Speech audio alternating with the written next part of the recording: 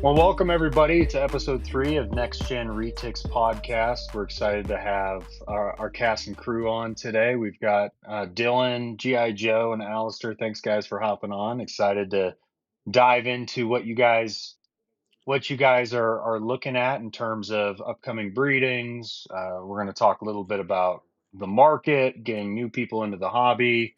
Talk about some complications or the roller coaster of breeding and keeping, and overall just really trying to help new breeders, new keepers coming into the space and educating, and that's really what our goal is with doing these episodes. So thanks, guys, for hopping on. But let's go around the horn quick. I want you guys to just talk about, get a two minute intro, talk about who you are, where you're at, your business name, and then we'll go from there. So let's start with Dylan, then we'll go to Alistair, and then we'll finish up with Joe. How's it going, guys? My name's Dylan with Clarity Creations. Um, God, I'm pretty bad at this stuff. I'm trying to be more active on social media, doing more posts and stuff at Clarity Creations, Facebook, Instagram. We just started a website a couple months ago that Rodney helped us build, and that's been super, super great.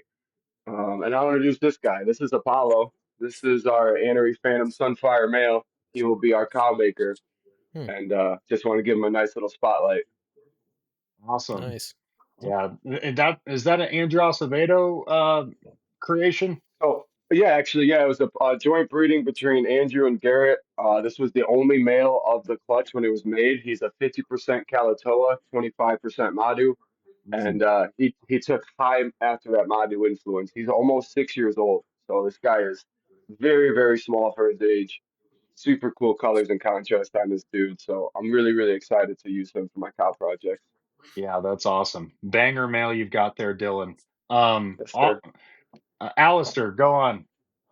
What's up, guys? My name's Alistair. I'm one half of DNA Retix, the other half being my wife, Denise.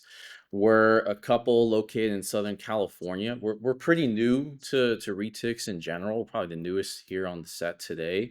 Um, been dabbling with Super Dwarf Retix for about 2, 3 years now. Just had our first clutch of pure Super Dwarfs. And just Mm. looking forward to learning more from you guys, from the OGs. Awesome, awesome. No, we're excited to have you on. Joe. Right. So most of you guys know me. I'm G.I. Joe, and so this is the new. Since I've gone independent, let's see if we can get this whole thing out. But like Oh, there it is. Ooh. that's the Sick. new logo, right? The banner. Hmm. I don't know if it'll all fit in the frame, but anyway, Now you can see it. that's so it's G.I. Joe's SD since they kind of went independent now.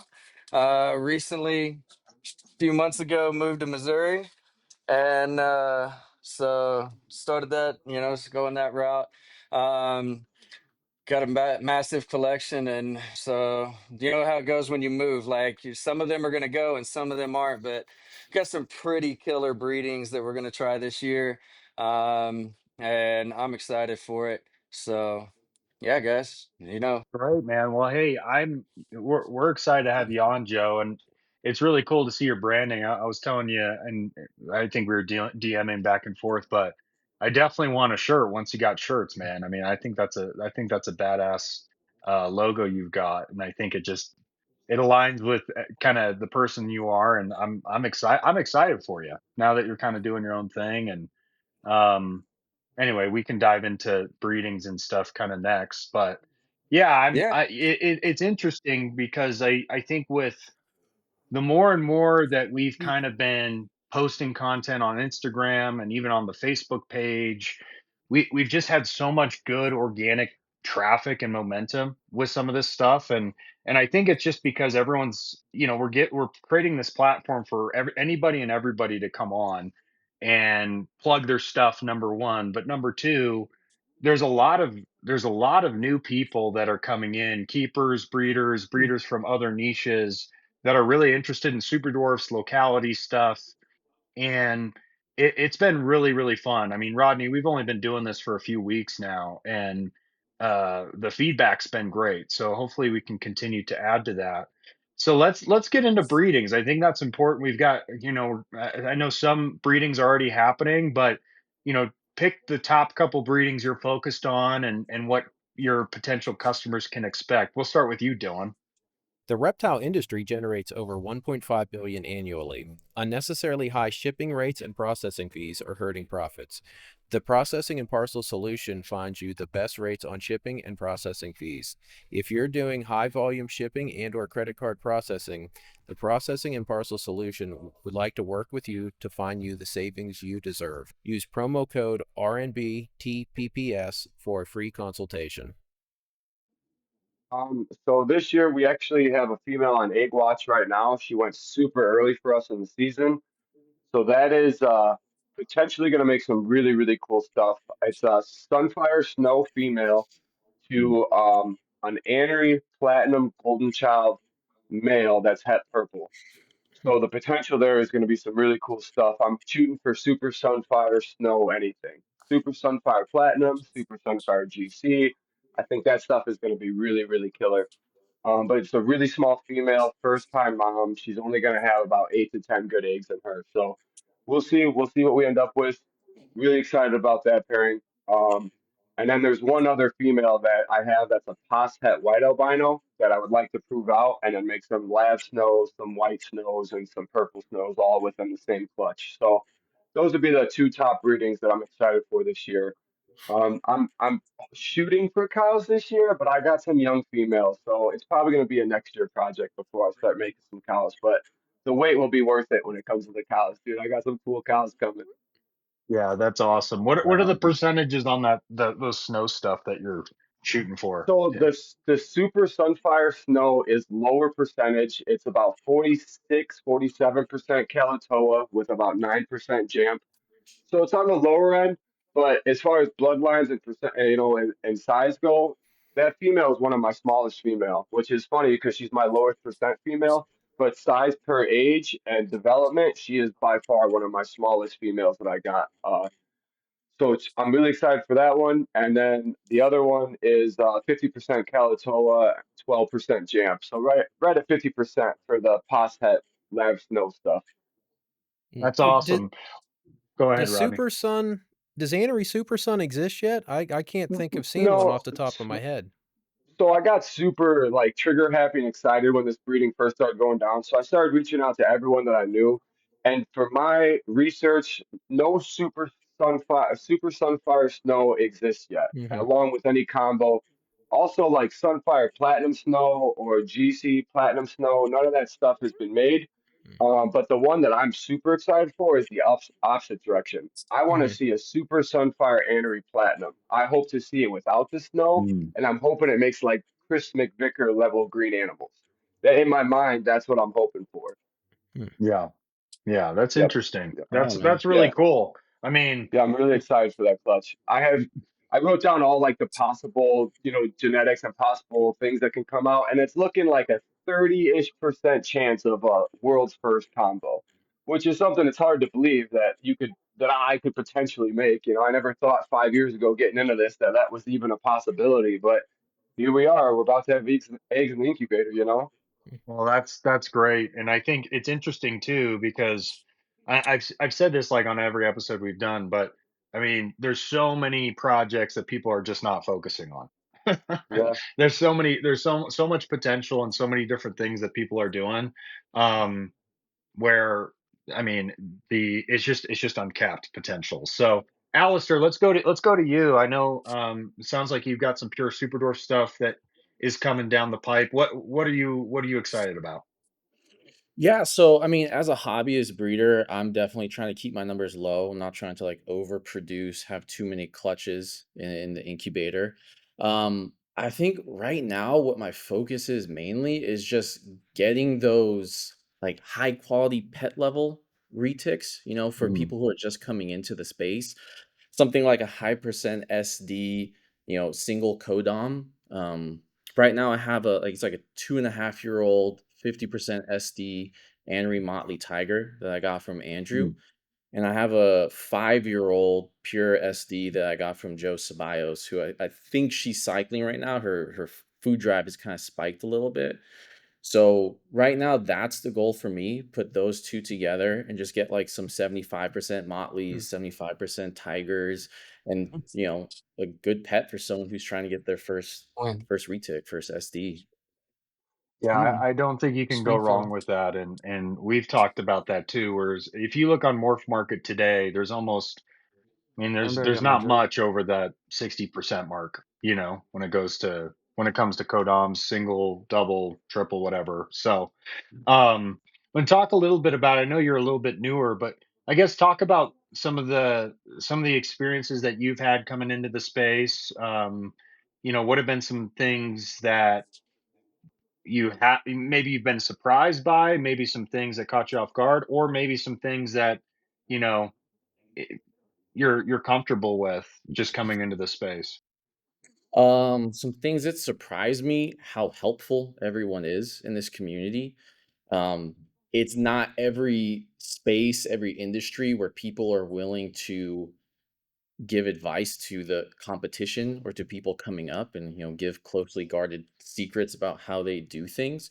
But from speaking with Eric Lee, Andrew Acevedo, a whole number of people who've been in this space for a while, that's what I was shocked about the most, is how much support and information they were willing to give me just for free, without me buying something from them, without me sending money their way, without me doing like a breeding pairing with them, just out of the goodness of their heart, just being like, yeah, man, here's the info you're looking for. That Right. was like the biggest surprise for me. Yeah, no, it's great. And I think once again, I think every once in a while there's something that pops up that causes some drama or people don't get along. But ultimately, from my experience, most of the people in this space are really awesome and supportive. And I think 100%. I think it's really necessary. And a big reason kind of why we wanted to do this in the first place is because we wanted just more exposure for super dwarfs. Like that's it. Like Yeah. we to scrap the whole competitive mindset and everything like that. Yeah, We because like wanted just more people knowing about them. Yeah, I mean, because like I said, I've only known about super dwarfs for the past like 3 or 4 years, which I mean, for some of you guys is probably like mind blowing because you've been in this space for years and years and years. But I'm someone who I would consider myself a big reptile lover. I mean, I've been interested in reptiles since I was 4 years old. And when I was four, that's when I got my first garter snake. And even for someone like that, I mean, again, I just found out about super dwarfs 3, 4 years ago. So there's countless people who are in this community, in this reptile community, Sweet. who still don't know that retics, super dwarfs, all this other stuff exists. And there's Right, a lot to be tapped into for sure. right. No, I think that's awesome, and I love that. Let's move over to Joe. Joe, I obviously you've been in the space. Maybe talk a little bit about when you got in. I mean, you worked for Garrett with Garrett for a number of years, but maybe talk about some of the breedings that you have. I know you just moved out, and now you're starting your own brand, which I think is awesome, and I'm excited for you. But talk a little bit about just kind of your experience over the years. Has that factored into some of the breedings that you want to focus on and what that's looking like? Yeah, so I've been like I'm at what about around year 8, coming up on year 9, and like when I first got started, Mm, um, the thing that so like I started with a ball python, they were kind of boring. I went to blood pythons. Again, they just didn't hit the mark. The thing that got me into the super dwarfs was that photo that like, if any of you guys that have been around for a long time was the little sun tiger beside the chapstick tube that Garrett posted. Like that's the one I seen, and that's when I found out about super dwarfs. And I loved retics. I'd been to shows, but at the time I was in the army, and I'm like, I can't move these big snakes all over, like all the time, right? And then I found out that they came in a smaller package, and so that's where it started. And Garrett was a mentor for a long time. When I first started, Rodney, he talked with me for quite a bit too. I don't know if you remember that or not, but when I started getting into it, like I'm one, despite the animosity that maybe exists between the two. Like if I know that there's something there, then I like to go talk to both sides, because there's obviously something there on on all edges, and I like to decide my truth right there in the middle, right? Um, and so I got a lot of, I used to talk with Eric Lee a lot. Jake Klotz has talked with me. Rob Roush obviously worked with him. And so I've had a lot of great influencers along the way, and people that I continue to as well give me advice and everything else, because I still think I'm new to it. When I got out of the army, yeah, I worked for Garrett, for 3 years and stuff, and then recently got into my own stuff. Um, and I love it, my as far as my breedings go, I mean, I've got the pure locality stuff here. So I've got 1.2 Karampas, I'm trying them. I've got 2.2 Madus, I'm trying them. Um, I've got what else do we got? I've got a pure Coyote female that I'm doing a very cool breeding with workshop reptiles on. She's very, very red, has a ton of rosettes down the side, very kind of chaotic patterns. So we're putting a Mochino, Sunfire, Anthrax to her, because just they're gonna look Hmm. amazing. One thing I will tell you that I've learned is that, in my opinion, when it comes to localities and stuff like that, I think for a long time what we've seen is people throwing the localities together and not really looking at like that end product as much as it was a chase of percentages. And the absolute best albinos that I have ever seen produced with locality, that locality influence came from Kiowatis. They're just brighter, they're more saturated.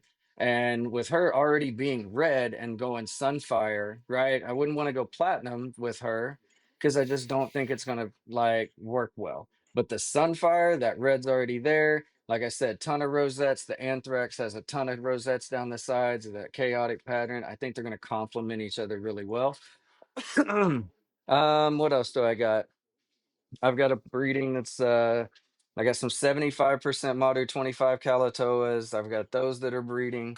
So I got 2.1 of those. So the wild type male's going, and I think the female's an Anery, and then I have an Anery male, and I'm putting him to Peaches, my Anery Motley Tiger, Oh, because no way. I think she's phenomenal. But bring the percentages up, She hopefully bring is. some size down. I mean, she's a big girl, right? She's 25 Calatoa, 25 Jamp. She's 13 feet. Every bit of it. She's not small. I think she's a great size. I love that size, but it's not for everybody. So I think She and looks he's like, great. She's a great example. right, She's a great but example of him, Henry Tigers. Felix is like 7 feet, right? Like, and I mean, Mm. I've got his sister here. I've got another brother that was raised independently, and then Felix was raised independently, and then I know Johnny Bravo at Reach Out was raised there, and so like they're all in that same size frame, from that breeding. They're just small animals, and some of them are smaller, and some of them are bigger. My big project that I am really, really focused on, kind of and stuff, and honing in on is the Mocha and the Mochino stuff.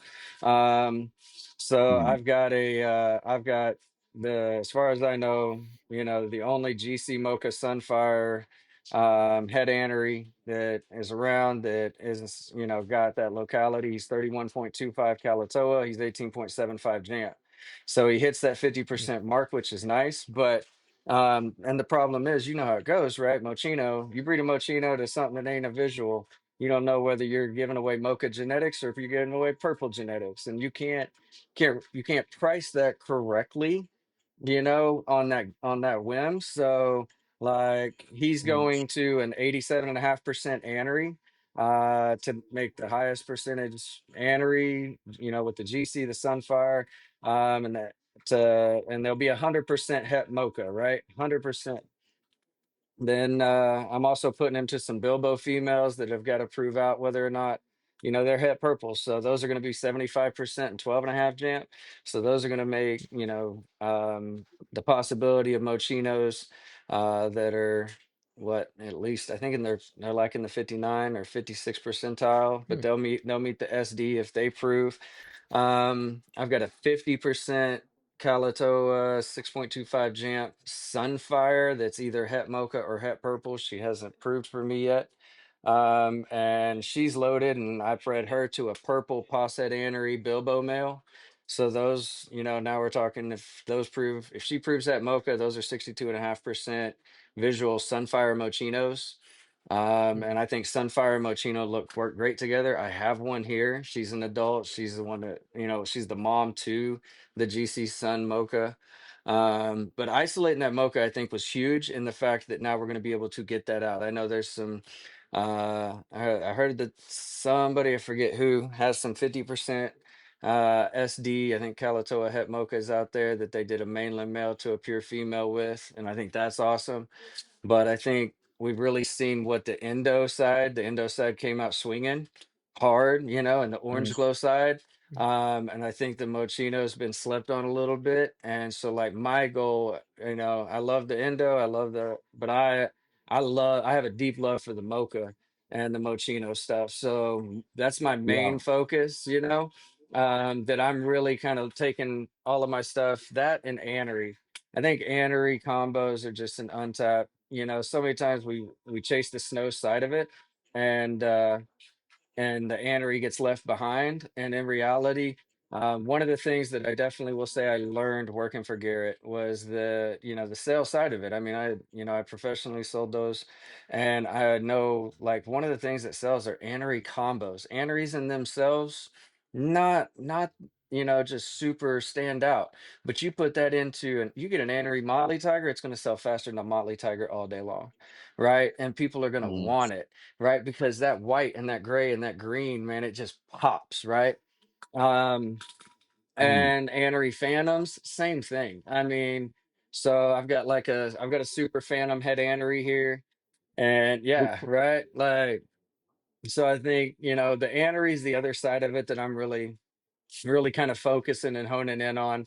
I got a couple other small projects. I can make cows. It's not really my big hit, but I mean, I think that they are an amazing animal that I don't think we're going to be able to make enough of. The mainland side just can't make enough of them already. So I think if you offer that in a smaller package, I think the hit point is to get those animals. We need to get males. We need to be producing enough SD cows to be having males where they're like 22,000 to 2,500 bucks. Your females are going to have a little bit higher value for I think a sustained while, but you put them as a top tier pet, like um, you know, and everything. And if you guys know, like with the pet industry, right? Your numbers to hit. If you don't know, it's $1 to $2,500, and that's across anything like dogs, cats, right? Snakes, turtles, whatever. Somewhere in that range, that is the premier pet range, right? 2,500 to 10 grand, that's your hardest sell right there. 10,000 and up, Mm, that, you get the people that have enough money that will drop that money on it without as much of a question because they know what they're stepping into with a project. But the people that have the money to invest and understand investing, right? And Spencer, you know what I'm talking about. Like that's that middle ground. You're like sitting here like, where's the best return on my mm, money? And it's like, where mm, do you know? So like it's like I want to hit it. I think what the industry needs more than anything right now is having people produce quality pets that are going to be, hitting in that 2,500 range with especially your males, 2,500 and less, right? Your females, I think have, they just intrinsically have more value due to the length of their breeding size. But your males are going to run, they're going to run out. Like, you're replacing them as you're upping them. So you put them in as a pet and you do that. And I think that's how we're going to grow this market exponentially, is offering this stuff in one in a dollar amount that's achievable for the majority of America. Even in tight financial constraints, right? People will, like, that's where I laugh that I know I'm getting off on a tangent a little bit, but I laugh because everybody's like, "Oh my God, the market's crashing." It's like, no, it's not. Not if you know how to market your stuff, because people are, regardless, they're going to spend money. And you're going to have what they're not going to do is they're not going to spend, they're going to change what they're spending it on. And they're going to spend it when things are tight. They spend it on things that they're going to get a longer value out of. So they're going to do less of vacations where, oh man, I only get Disney for, 4 days, but I get this pet for, forever. And it just seems intrinsically in their minds like a better value, during tight financial times. And if we can put those animals that are beautiful, not, that are just the standout, given the wow factor. We put them in a dollar amount that is going to be nailed, uh, like that. Mm, I think that that's where you're going to see the industry just continue to boom. And if right. anyone listening to this thinks that retics are a losing industry, you're ridiculous. Get on Morph Market, look at ball pythons. There are 50,000 listings due to compared to what, less than 1,500 listings, less than 15 of all retics, right? Like, I mean, there's a major difference, and there's a major Yeah. untapped potential. You just have to figure out how to get there.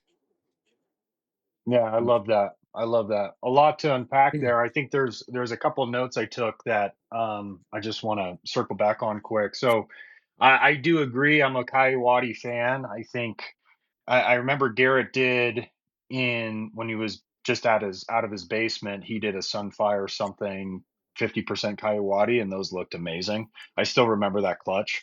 Um, and so I'm a big fan of Coyote. I don't think it's been played with enough, and I think that's part of my plans as well. Peaches as well. I wanted to comment on Peaches. Peaches is an amazing example of an Annery Tiger. She's amazing, and so I'm very interested to see what you do with her in the long run. Um, and who knows? Maybe at some point we do get Garrett on the podcast, and crazier things have happened. You know what I mean? So, um, That'll and be then that'll have a lot of views. That A lot of views, a that'll lot of be the views. highest viewed retic podcast ever. That'd be awesome. I mean, it would be. I mean, Everybody think would about tune it. in, dude. Yeah, I mean, Everybody would tune we'll yeah, charge. maybe, yeah, pay per view. We'll in. charge. Pay per That view. would be a good. Hmm. That's awesome. But the other thing I've been thinking about quite a bit, because Joe, you tapped on it quite a bit, and I know you posted on Facebook a few different times about the market, and I do agree. I think high quality pets, locality, influence, polygenetics, all that kind of stuff is going to play into Superdor's long term, making stuff look better, making stuff more affordable. Unfortunately, with some of these projects, it is gonna take selling some of these higher end animals to get into the pet side, right? Because if you're the first person to create X, right? And you create, a solid clutch of them. You build off of that, and so you're able to kind of name your price on some of that stuff a little bit.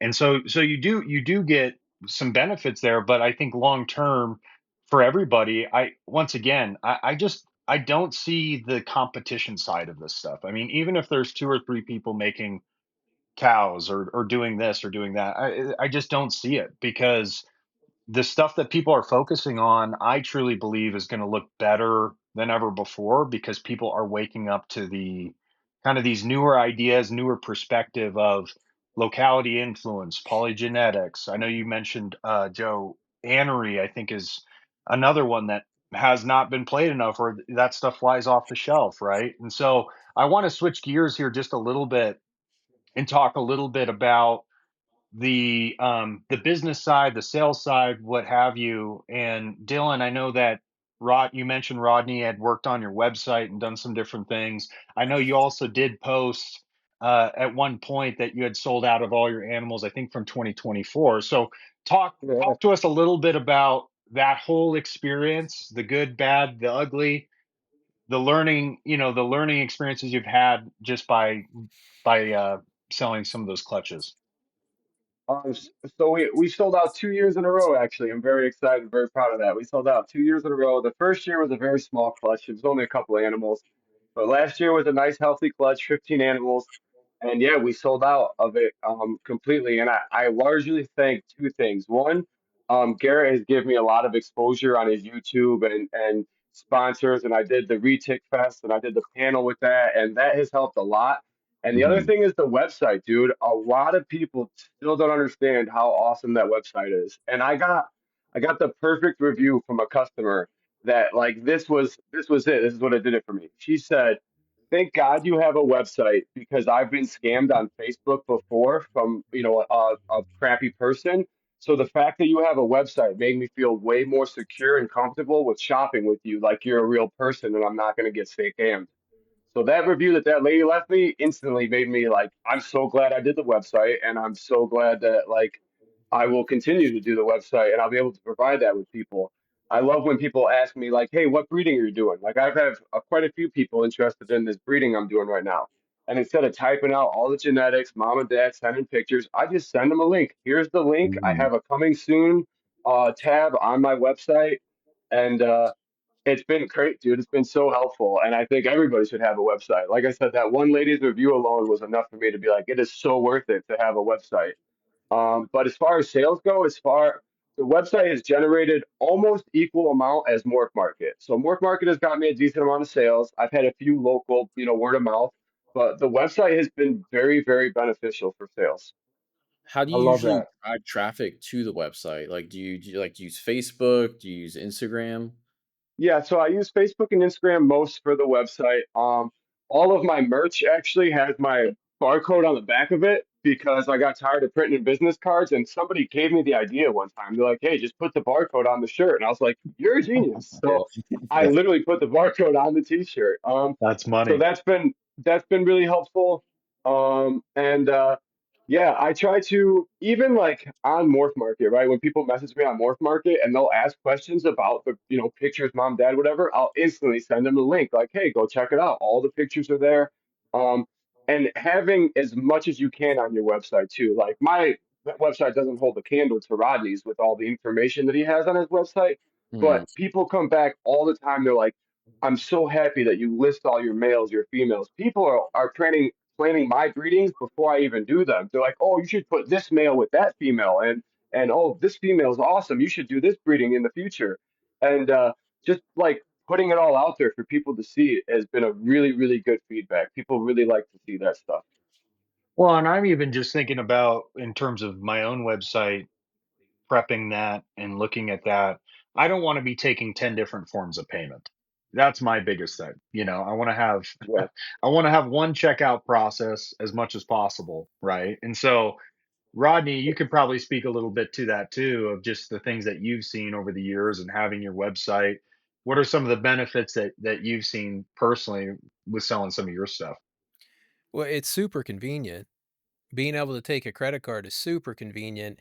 And the other nice thing is, like Joe said, there's not, compared to ball pythons, there's not that many retics on Morph Market, but there's still over 1,000. If you can drag people away from the pull of what's available into just what's available, what you have available, that helps too. Now, like Dylan said, the more you have on your website, that's the more shit you got for people to look at and read about and think about, the more they stay in your little ecosystem of, sales. And that's probably I've been pushing this idea of websites for a while, and there's like 5 of us in all of Retix that have websites. That's what's crazy. And but no, I highly recommend it. And it does simplify everything. And if you want to put stuff on there about like your collection, your breedings, all of that stuff, you just have to type, like Dylan said, you just have to type it up and put it up there once and then just give people a link.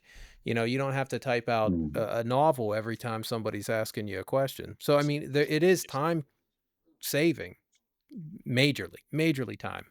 Like, Yeah, I Dylan, have. how long did Sorry. it really take us to do that website? It didn't really take that long. You and me were on the phone for collectively maybe 3 hours over the span of a week. Collectively, little phone call here or there. It wasn't bad. But I have people already. My website's only been up for a couple months. I have people already that are like, "Hey, I seen you updated it to your new upcoming breeding," or "Hey, Mm. my female's still on the sold. Can you put it on the past breedings?" Or like, people are already like starting to follow my website and they see when I'm doing updates. Well, my wife does all the updates, but they'll see. They're like, "Hey, I seen that you got an upcoming breeding coming on." So Get it's out of there. working. People are checking it out and following it, and they're staying up with it. So I really enjoy it. It's really, really good tool to have.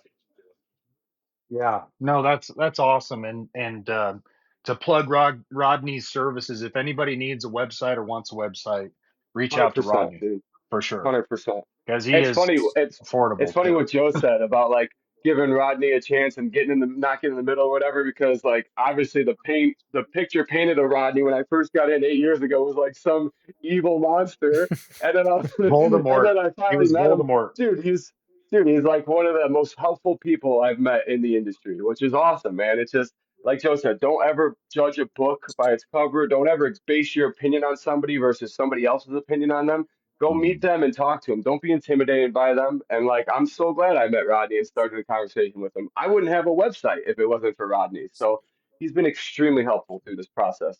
Well, and I think that goes for everybody, not just Rodney. Like there's a lot of Yeah. talk in the industry and honestly everybody that's been on the podcast so far and people new people I've connected with, everybody's awesome, man. And the thing is everybody's trying to do the same thing. You know, they're trying to enjoy their animals, you know, be able to express their passion for their animals and, you know, share that love with other people and some of them are looking to make a business out of this and go full time. Some people want a side hustle on top of their main source of income, and then other people just want to sit back and relax and have a bunch of awesome snakes. And so I think everybody's pretty much aligned there, and but you know the drama is just it's just stupid. So um Yeah. anyway, well, Alistair, talk to us a little bit about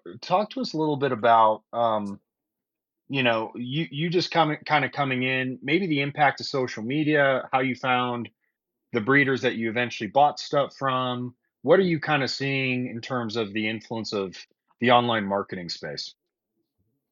It's everything. Yeah. I mean, the online stuff is what brought me into this space. I found out about super dwarfs through YouTube, just dicking around on YouTube.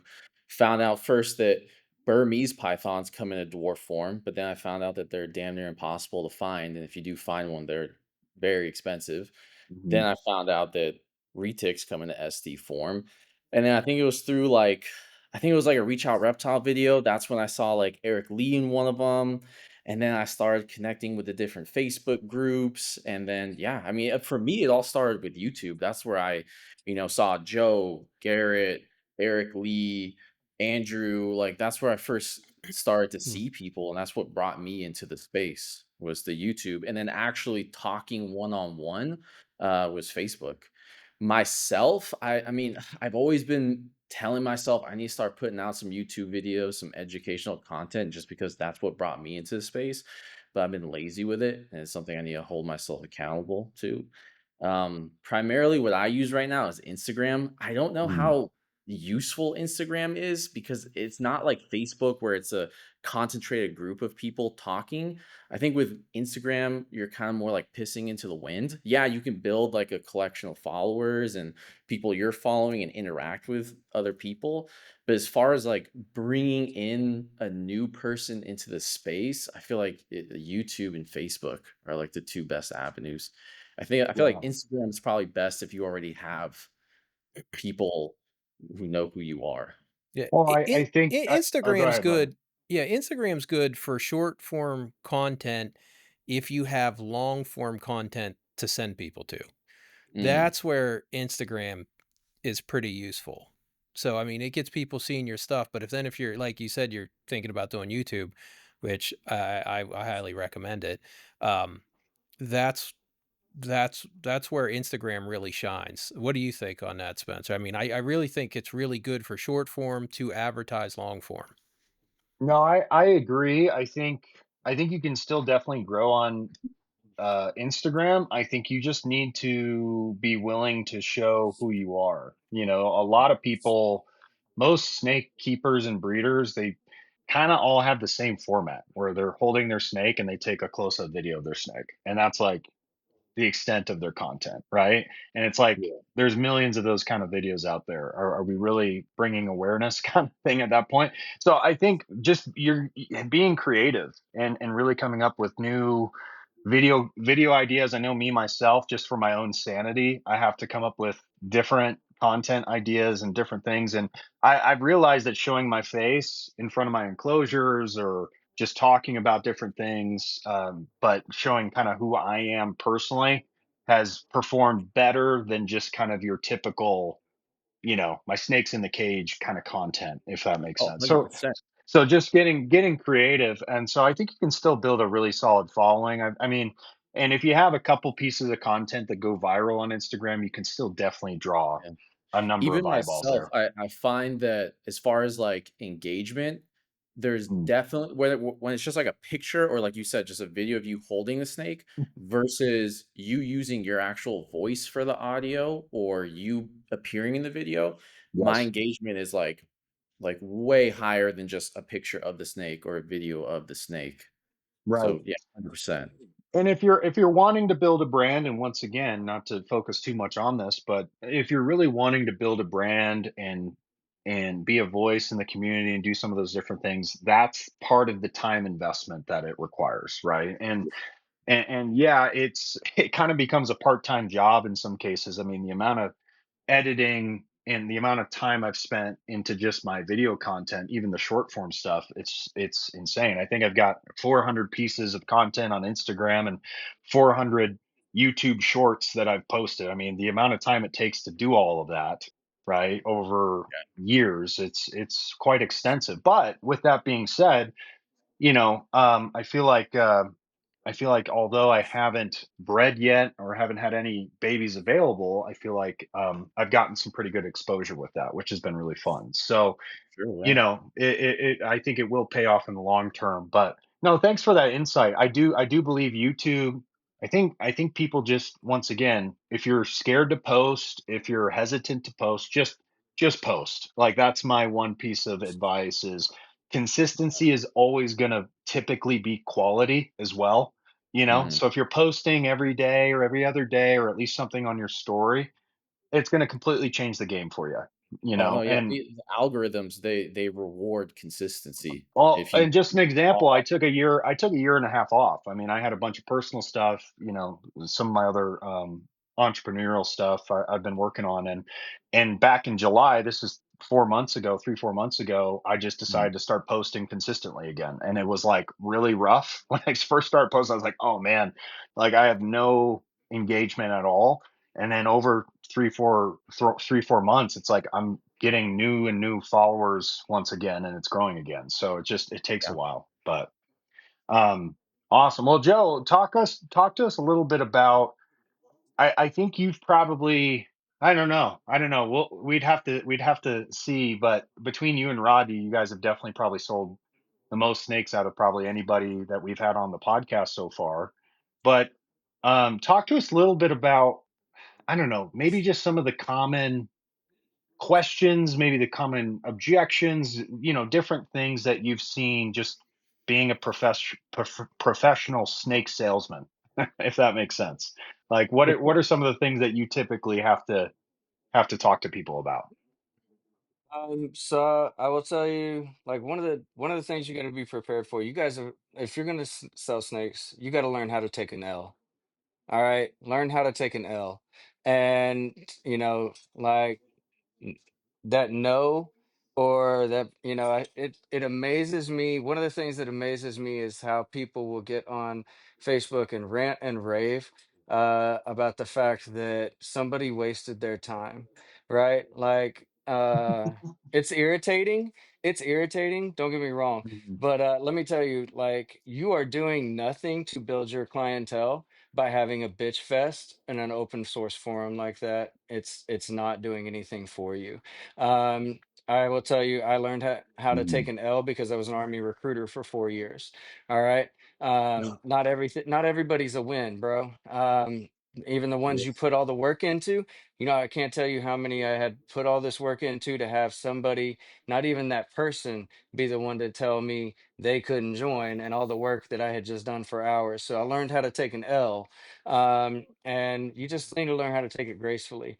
Because I will tell you that one thing, the people that don't do that, that will tell you, and you'll see those posts that come on, is if you treat those people with grace and respect, no matter how irritated you are, you treat them people with grace and respect, you may get a customer that returns. Right? Dylan will tell you this because him and I have this conversation, and I love Dylan. Dylan, my best friend. All right, like, and we have some very honest conversations with each other that don't belong on open forum. The problem with Facebook and Instagram is it's given everyone a voice, right? That you don't Yeah. flipping deserve.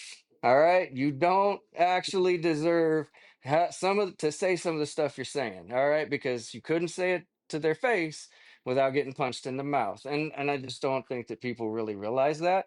And I know that that's very blunt and very forward, but that's the level that I'm going to tell you that it's that level of importance.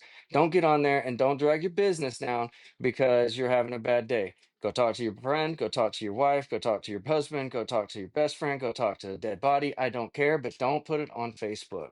Um, Right, that's going to be one of the big ones. Two, especially if you're new, right? Because it's just making you look just dumb. Two, when you get that win, celebrate that person, man. Don't make people feel like a sale. Make them feel like a person, right? That's how you get repeat customers. That's how you earn people's respect. That's how earn their honesty. And I can tell you this because being a professional salesman, I did both. There have been days where I had somebody call in and they got treated like a number because of the day I was having, and I heard about it later. Every one of you, I guarantee you, because of the position I was in, have heard somebody bitch about me. I can guarantee you that somebody has also, like said, Joe did the greatest thing for me and everything else. It's been on both sides of the spectrum.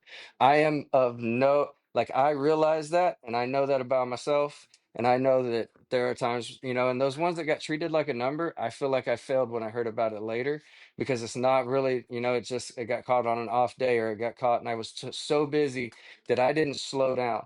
So if I can give you guys one piece of advice is that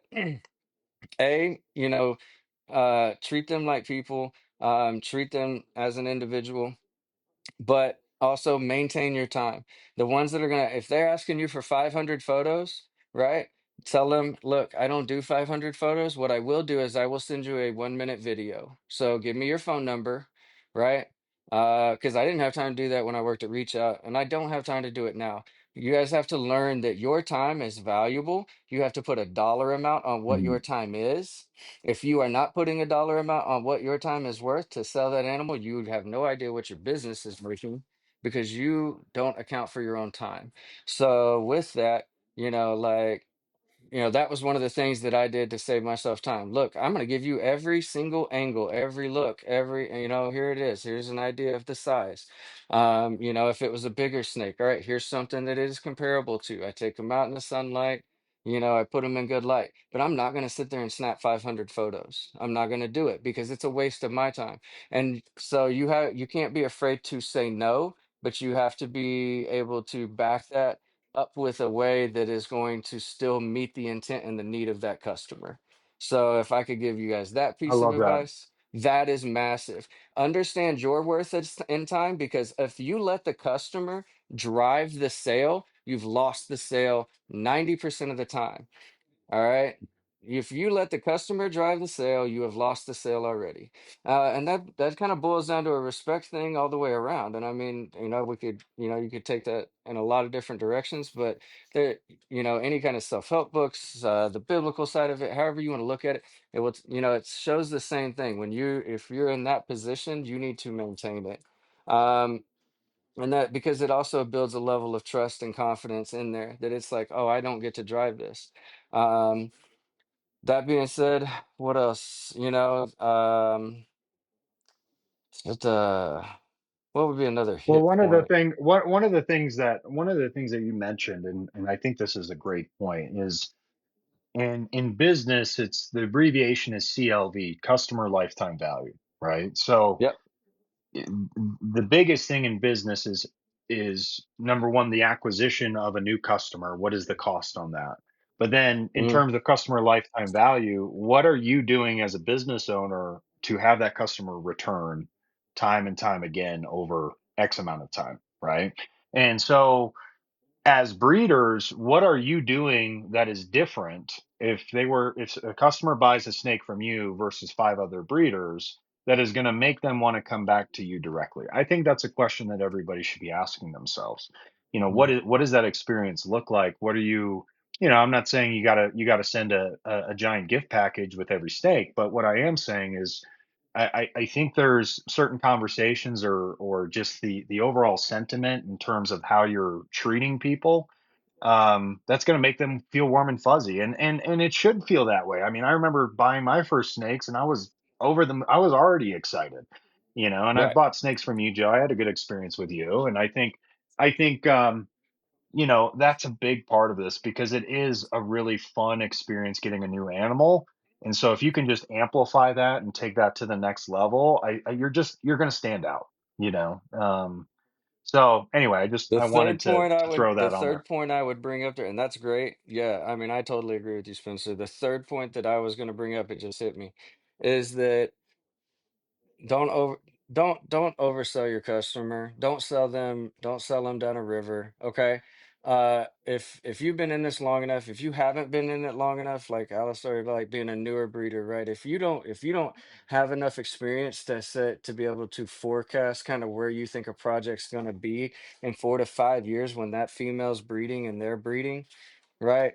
If you don't have that, go talk to, as a newer breeder, yeah, there are older breeders that will help you determine that, right? And then don't be afraid to tell a customer, like, hey, let me get back to you on that because I just don't know, but I'm going to talk to somebody that does.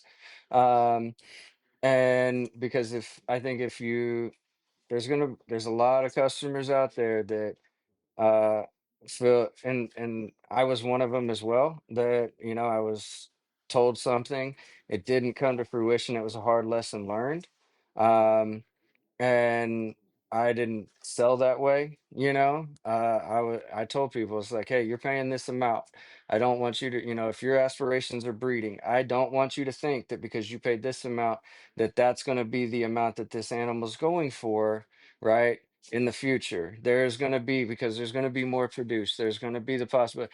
And the other thing to realize, guys, is if you're buying it now, that means that whoever produced it probably they 100% have the ability or have had it already.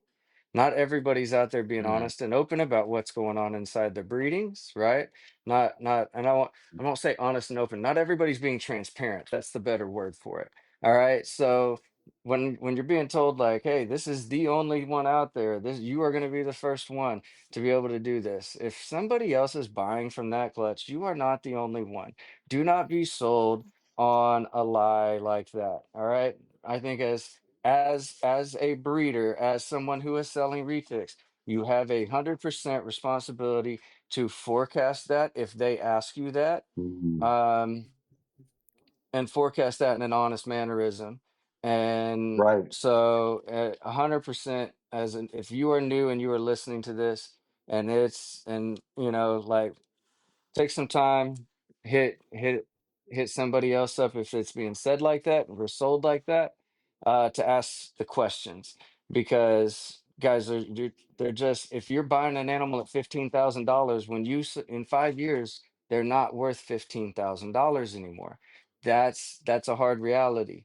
All right. But it's one Well, that you and I need to think know. one good thing to and what I love that, Joe. And one good thing to add to that as well is you're right. If you have a whole clutch of het whatever, het hypos, let's for example, and you're pitching them like, hey, you're the only person, you're in the project with me. Obviously, that's dishonest.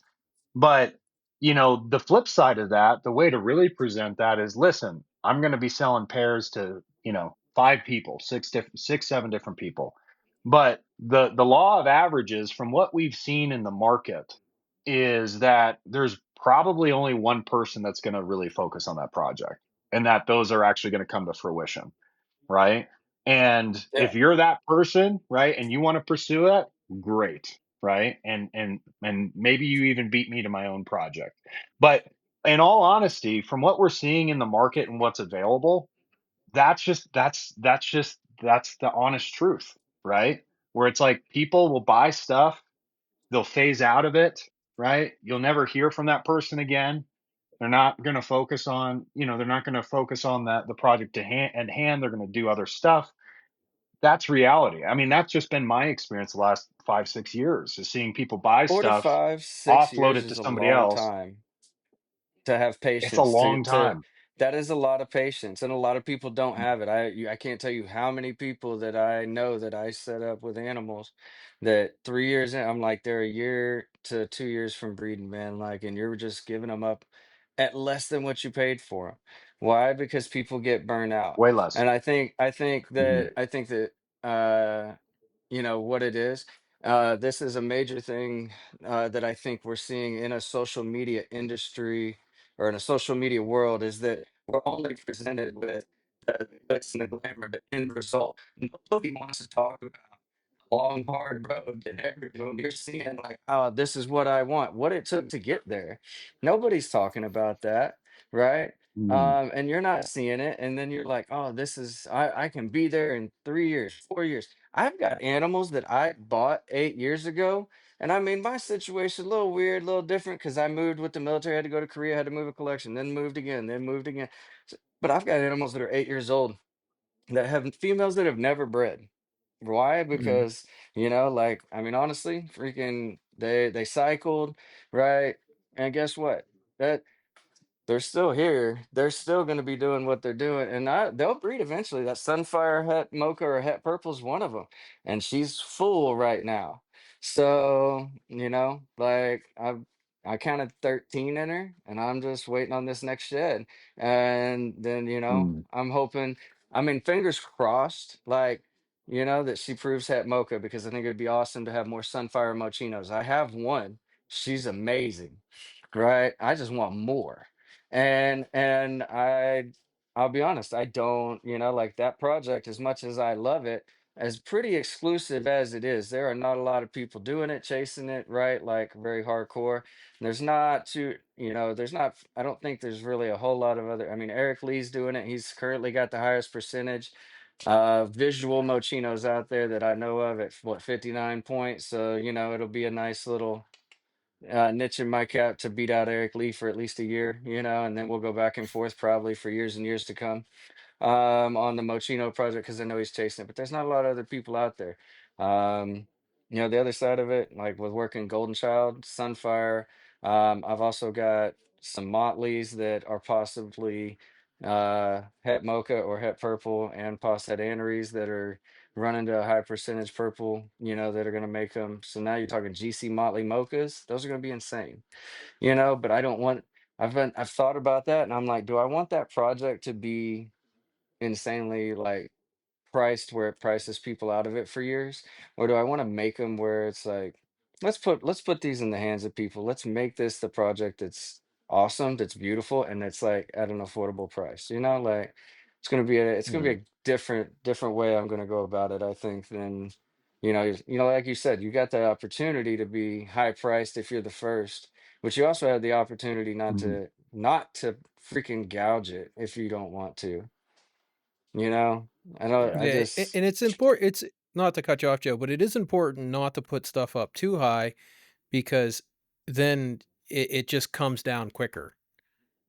Because hundred the next percent. season it's just got to, you know what I mean. So, It's got to like, drop I've been really 40%. fortunate. You know, Yeah, and I've been really fortunate with my localities. That they've just stayed the same price because I never put them up too high. So, um, and I like the fact that I'm getting the same the return value and value. in 2025 as I was in 2018. That's nice. Yeah. And that's the Yeah. long-term idea of it there. It's like, how exclusive is it going to stay? How exclusive is it going to Mm, be? You can take the was it the Bob? You can take Bob's approach to it and be like, one mhm. year you charge everybody $50,000 and then next year you drop the price to 1,000. You can take that approach to Yeah. it, or I think that you can take a much more honest and just real approach that says, hey, these got value, and you median that value over years versus like trying to Yeah. get everything out of it. Because I will tell you guys, I've sold a snake for everything from $350 to $75,000, and I will tell you guys, 100% that it is 100 million times easier to find 10 people. It's easier for me to find 75 people that have $1,000 than it is to find one person that's got 75 grand. Mhm. So 100%. the other, that's the other side of it. And it's like, okay, do you like how much exclusivity do you want to it? Um, to the point you price it Well, out, and to the point you hold on to everything just because you want to be the only one. Like, nah. Mm. I I just think there's a balance. I think there's a balance. I think focusing on base hits is what most people should be doing because you're right. I think those high quality pets and staying within kind of that range, if it's, a dollar to, 0 to 3,000, 2,500 bucks. I think that's a really solid price point for any really nice high quality pet, right? And with that being said, I mean, we had Eric Lee on the podcast, and it's interesting kind of his perspective too, because he looks at it two different ways. Yes, I want to make sales. On the flip side, with some of the stuff that I have, it took me 15 years to make. So, am I going to just offload this stuff for cheap? No. So it's like, he wants to produce some of that stuff that is in that range and that is affordable, but at the same time, he's got kind of his near and dear projects that he's like, well, no one's caught up to me and not even close yet on some of this stuff. So I Mhm. think I think there is kind of that balance, but you're right. I mean, trying to go find people that are going to just drop, tens of thousands of dollars on animals and on retics, it's going to be, unless you've got access to venture capital or private equity, right, or something crazy like that, then yeah, it's good luck. But anyway, well, let's go around one more time. Plug your Instagram handle, your business name, any final thoughts you have in terms of just your experiences. I think would be great. Let's go to you, Dylan. We'll pass the torch to you and talk about what you got going on. Uh, I missed it all, dude. I'm supposed to what? My Instagram again? Yeah, no, if I'm if just you already pitched your Instagram, you're good. But yeah, any yeah, yeah, any yeah. final thoughts on he's so maybe tired. maybe a better question? Yeah, maybe. I'm pretty tired. This is late for me, boys. Yeah. No, maybe just talk about where you'd like to be in 5 years from now, 5 or 10 years. What's the long-term vision of Clarity Creations? My long-term vision for clarity creation is to naturally shrink down the size of these animals, right? And I know that's a different direction than the common belief of what's going on today. A lot of people are focusing on polygenic traits because of what Rodney's doing and locality influence. And I think that's amazing. And I think that's great. And it's essential for the development of the industry. But in my Mm, experience, in my niche, the most number one question I get asked is, how big is that female? How big is that male? I have customers that I scare away by telling them I have a 10-foot female that's 7.5 years old, right? Like that's a very small female for a reticulated python. And I still have customers that are like, oh, that's too big for me, right? So I understand the need of better looking animals and I understand all of that. But in my short years of experience, people want smaller animals. That's why I have this guy out, right? Because I want to show off that you can have a 6-year-old male that fits in one hand, right? You can have a little guy. They exist. Here they are right here, so that's what I'm focusing on. I want to naturally and correctly shrink my animals down to make. I want a golden child cow. I want an anery golden child cow this size. Who wouldn't pay $2,500 for an anery golden child cow this size? You know what I'm saying? So that's my main goal. My main focus is to shrink them down, and then later in life, I want to coordinate and co-breed with people like you and Rodney and Rob who are focusing on these polygenic traits and making more colorful, more vibrant animals. So that's my long term goal is to just shrink them down naturally and just keep making cool pets for everybody. yeah, I love that. I love that. Alistair, talk a little bit about, your 5, 10 year game plan. Where do you want to be? Yeah, I mean, long term, making cool pets for people, but also just continuing to work with pure SD and pure locality stuff. I mean, just given the fact that importation of these animals is banned, and I don't really ever seeing them not being banned, we have a limited stock in this country, and I just want to do my part to maintain that stock. For me, it would be a tragedy if one day it's like, oh, in the US, there's no such thing as a pure Calico, or there's no such thing as a pure this or that. We have like hybrids and stuff. We have, but no actual pure stuff left over. So that's my long-term goal, is just to continue with pure SD, pure locality stuff. Yeah. No, I think that's great. I've thought about this question this last week quite a bit, and what my life is going to look like with these animals, and how my collection's going to grow, and I'm going to need probably a little bit more space. Um, something that I've thought about quite a bit is, I've got two boys, 8 and almost 7, and so in the next 5 to 10 years, I mean, I really want to have one be my pro salesperson, and then one be my content marketing guy, and be able to take over different aspects of kind of the business. That's one thing I'm very passionate about, is having my kids involved with the process, and kind of raising them up with my animals. It's just been a really cool journey, man. I mean, I can't Love that, dude. you know what I Hell yeah. mean? It's been Nice. it's been it's been really fun. So, Joe, where do you see? I mean, you've got such an awesome collection and robust collection. I mean, where do you want to be 5, 10 years from now? Now that you're kind of settled into your own situation. Now that I'm here, like I think that there's probably in this next year that I'm gonna probably do a little bit of downsizing, honestly, to really, like I said, hone in and focus on the projects that I've got. Like I said, I got the stuff to make things like, for instance, like cows. Like I'm probably gonna let that project go, right? Like the endo side of it, I'm probably gonna let it go. Um, in the long term of things, because I really think that honing in and perfecting that stuff, the stuff like what Rodney's talking about with, certain localities, working in certain polygenics, making stuff that looks better, Mm, is really where I want my focus to be. But I want it to again be in the mocha, the mochino, and the anery stuff. That's where I want it, and with cool codoms. Um, and so therefore, like I'm looking at it like, what projects do I want to hold on to? There's one that I'm really struggling whether I want to let go or not, because I have some 75% Solaire Tigers. Um, and then I've got a 50% Solaire Motley that's supposed to be het endo. And so the 75s are 100% het albino, right? And I kind of want to see that one to fruition, right? Because I just think the Solaire Tigers are just phenomenal as far as tigers go. And I probably would keep the male because, like right now, for instance, I'm running that male in particular to an Anery Platinum Sunfire that's 100% het purple. So it'll prove whether or not he's het white or het purple, because he's off of the mom was a super tiger lavender.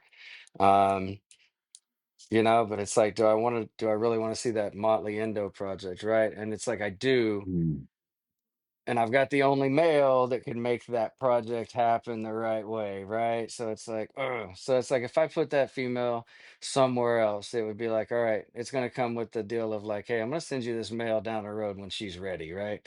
Because we need to see that 62.5% Solaire Motley Tigers are gonna be in Endo and Orange Glow, or I mean in Orange Glow are gonna be phenomenal, in my opinion, right? And it's a project I would love to see to fruition, but I just don't know that that's where I want my focus to be, right? Um, mm, and so I think I'm going to do a little bit of downsizing over the next year. I'm obviously going to be running percentages up because I've got the pure localities. Like I said, we're doing the Karumpas, we're doing the Madus, we're doing I got pure Jampayas as well that are the head aneries, so we're gonna work that in. I need to get a pure Kayawati male in the future to run to that, Kayawati female, so I have more options there. But I think it's downsizing the projects, not necessarily the number of animals, but the amount of projects, right? And really focusing over the long term, and in order to perfect those. And what I think is, the best looking animals that I can possibly breed to make those. mm. Um, and then Are and you are you making them going to be affordable. selling some of those adults? Are you open to selling some of those then? Right now, some of those adults that you have Oh to yeah, I've got some downsize, or are you going adults. to wait a year?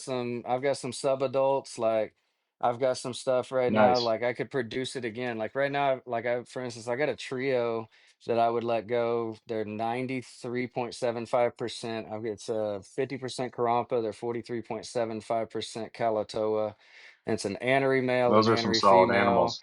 and a wild type 100% head Anery. And I mean, to see the Anery and the wild type side by side, when you want to talk about Anery being a next level project, right? Like, you got a second? I'll Hmm. pull them. I'll pull them side by side so you guys see what I'm talking about real quick, right? Because the comparison is crazy between the two. Of course, they're all like, "Hey, am I eating right now? Hey, calm down, you. Come here, come here." God, Joe, I love Joe 'cause he's my best friend. But Joe has never learned what a snake hook is. He thinks his hand is the snake hook. Oh, 100%. He just goes in there and come here, snake. Yeah, right. Come here, Snake. But like, for instance, I don't know. Hang on, let me see if I can get us into some better lighting, maybe right under here. But Oh, there we go. I'm. Oh, golly, don't fall, don't fall. Okay. All right. So look at that comparison between the Anery and the wild type side by. I mean, that's side by side. Hmm. Hmm. Like you can't say that's not Anery at Someone all. go pick those up from Joe. Those are good pickups right there. And Yeah, then absolutely. and 90 something let's percent too. yeah, and they're 2 years old at this size. They have Tarampa too. They got 50% Karampa, which is like that's almost a no-brainer if it has Anery and Karampa in it. That can be ran to anything. So it's You like, couldn't pick a wrong snake to breed that to. but it's like I can produce these, again, I have the stuff to produce them again because I have the mom, I have my own Karampa dad. And so I can do this, in the future. And it's one of those What's things the where it's age like on them? they're 2.5, I think. Let me What are they? They were 17 April 2023, Mm, you know? So, I mean, yeah, like they're that's tiny, man. solid. Yeah. And I mean, it's not that they don't get fed. I mean, they do. They don't size up, they shed God, and that speaking of which, dude, this guy, I've been trying, it's breeding season's coming up. So I'm like, let me try to get this guy a little girthy, because they burn a lot of energy. The males do. They're very active during breeding season. I gave this guy two rats, dude, two large rats, and he pooped them out in like 2 days. I'm like, me and Rodney talked about this a couple months ago, and I was like, man, I want to put some weight on this guy, but he just doesn't put weight on. No matter what I throw at him, he just poops it right out, dude. From a small pig to large rats to whatever, dude. He just doesn't get bigger. Yeah. No, it's cool. It's cool to see the high percent stuff because I have to agree that I mean, it's I've got my mainland male hypo, and in comparison, his growth rate versus all my other stuff, it's not even close. It's You know what I mean? insane. yeah. Yeah, it's insane. It's crazy. So, well, Rodney, bring us home. Rodney, where do you want to see R&B in 5 to 10 years? A lot less retics. I'm try I'm trying to There's I've certain been people downsizing, so yeah. I've Now been go get I've flash been sale try on Rodney's I've been stuff. trying to downsize for the last 5 years. So, yeah, I've been trying to downsize for a while. I really just wanna niche it down even more, to more just I'm not gonna be totally out of other localities, but I am gonna focus it down more into just not strictly ternates, but it's gonna be mostly just kinda ternates and, just a handful of morphs. That's really all I wanna do, to be honest. I mean, I have a not a lot of other species, but I have enough other species that I wanna kinda, you know, pursue, and Mhm. retics just take up so much time. They take up so much time. Yeah, it's Right. ridiculous, Yeah. you know? And I really wanna I'm hoping I hit on my Timors this year. I'm hoping I hit on my scrubs. I have a Sri Lankan, pit viper. She's getting ready to drop some babies. Um, That's so, cool. it's you know Because you got some like dwarf water monitor too, don't you, or something like that? No, they're tricolor monitors, and they've never been bred in captivity before, so I got a pair of those, that's Heck yeah. so, yeah, that's kinda what I'm going for, and I'm also hopefully in the spring setting up shipments for locality wagglers vipers. So I want to start Mm. working different island locality wagglers. But the with the on the retic front, definitely going to be trying to. I'm working with some mocha. I want to make it a mocha. I want to breed that into the Apocalypto line because I got a lot of that silver into the Apocalypto. So I know mocha will make. Mocha doesn't go good with some stuff, but the stuff it does go good with, it really looks nice. So, mocha ternates, mocha Mindanaos, I think a those are couple gonna look projects. phenomenal. Yeah, so there's Yeah, so I yeah, got I got that I got that in the works, and yeah, mocha, Indo, anthrax. Those are going to be what I'm really focusing on. Yeah. Some of those, once again, I mean, I'm just so surprised that some of those projects haven't been completed or even we haven't gotten Yeah. visuals moving into the right Superdorf direction on a lot of that stuff. But anyway, no, Oh, and we didn't do my favorite question, dude. One of my favorite questions was getting new people into the hobby, dude. I love answering that question. All right, yeah, you go guys want to ahead, go ahead. It's yeah, open. Oh, you tear it it's up, open Dylan. forum. He said, that's awesome. So my favorite thing to get new people into the hobby, dude, is by far doing non-reptile shows. We just did the Mantino Oktoberfest, which is my hometown. And then we're doing a tattoo convention this weekend. And it is so rewarding and fulfilling to get people that are generally afraid of animals or misunderstanding of the animals, to get them to hold them, to get on board with them. Like, I don't ever care about the customer or potential customer aspect, but to get someone who's like, oh, it's slimy, it's scary, I'm afraid of it, to holding it and saying, wow, look how beautiful this animal is. Like, for me, that's it, dude. I love doing that kind of stuff. So I am at least trying to do 1 to 2 a month where I'm doing a non-reptile event where I'm trying to bring in new people into the reptile hobby and industry. Yeah, no, I just put out a reel the other day where I was talking about what snake can convert a snake hater, and I talked about Wow. albino. I think albino, or yeah, a super fan of Macau does the trick too, but just something that's Yeah. not wild type for whatever reason, I Yeah. feel like really helps convert people and gets them over that trauma or fear or indoctrination or whatever. You know what I mean? So, Oh yeah, um, Percent. so I just did a show like that too. We have Apple Fest here, right? And because apples are the big crop here, and so my sister-in-law was on the thing. She's like, "You're gonna come to a snake show," and I was like, "Okay, got it. Your shit's my shit because you're my sister-in-law." Uh, but we're the home of the white squirrel, right? And I just so happen to have a super phantom. So I'm like, cool, home of the white squirrel. Now home of the white snake, right? And it went off like huge. Like everybody loved it. And I Oh lost yeah. all my anonymity in this small town because now I'm the bearded guy that drives a big white lifted truck that says Texas Dick on the back. um Benjamin Franklin, right? They all knew my truck because they see me It's rolling up so taking funny. snakes out. And then I'm the snake guy, right? And so I lost all anonymity in this town because now everybody knows who I am with that. But like Dylan's right. Like I converted, has so much, my blew my Instagram following up. Like people, so many people jumped on that. Like, and they wanted to see more and they wanted to know more. People that had never touched a snake. Yeah, it was like, they're like, "Bam, this is awesome."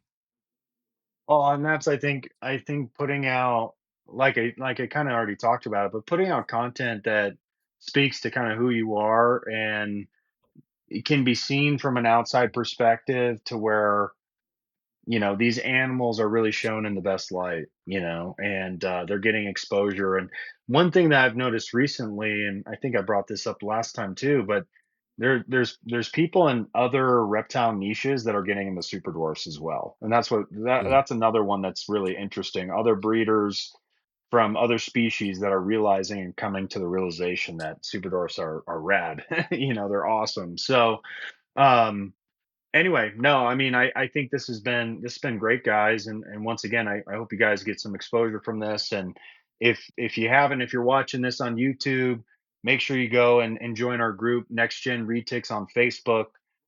More than happy to have you guys come and join. If you're a keeper, breeder, doesn't matter at all. It's a very open forum where people can come in and ask questions and express concerns, and you're going to get quite a few people in there that care about helping you out and serving you. So this has been great, guys. Thanks so much for coming on tonight, and we'll see you guys next time.